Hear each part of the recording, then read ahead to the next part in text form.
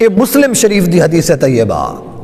حضور دی برگاہ دے وچ ایک شخص آیا, اس نے آ کے عرض کی تھی کہ یا رسول اللہ, یا حبیب اللہ, میرے اوتے حد جاری کرو. کہ کرو جی؟ حد جاری کرو. حد جاری کرنے دا مطلب یہ ہوتا ہے کہ میری غلطی دی جیڑی سزا بن دی ہے وہ من دسو, وہ کیڑی سزا ہے اور من وہ سزا دیتی ونجے. مثال دے طور تے شریعت آدھی اگر کوئی بندہ شراب پیندا ہے تو اس کو 80 کوڑے مارنے چاہیے دیں. کتنے جی؟ 80 کوڑے. تو اے مثلا ایک حد دے. اسی طرح ہر گناہ دی شریعت نے کوئی نہ کوئی حد مقرر کیتی ہے کہ اس گناہ دی اس کو سزا مل دی ہے.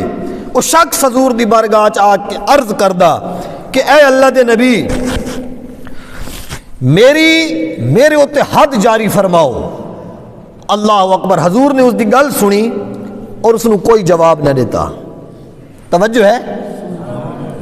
حضور نے اس دی گل سنی ہے کہ اے بندہ اے آکھنا چاہتا ہے کہ میرے کو گناہ ہو گیا ہے اور اس گناہ دی جڑی سزا بن دی ہے مینوں سزا دسو اور میرے اوتے لاگو کرو.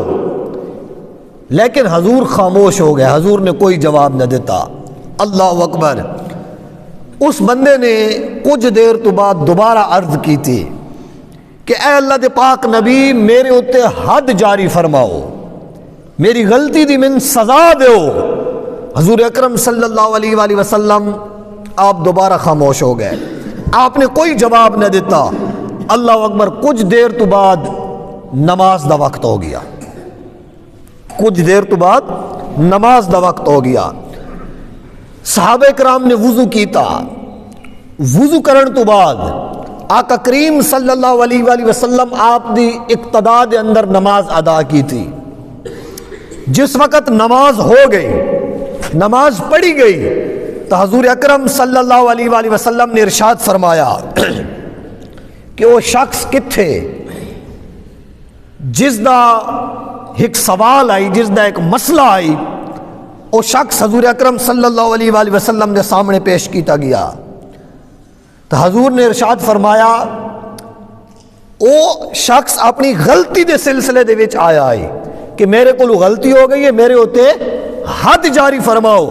حضور نے اس نے بلایا, وہ حضور کو لایا. حضور نے پوچھا اے شخص تے نماز ادا کیتی ہے؟ وہ عرض کردہ جی اللہ دے نبی میں نماز ادا کیتی ہے. حضور نے ارشاد فرمایا پھر تیرے ہوتے کوئی حد نہیں, پھر تیرے ہوتے کوئی حد نہیں, تیرے گناہ دی کوئی سزا نہیں.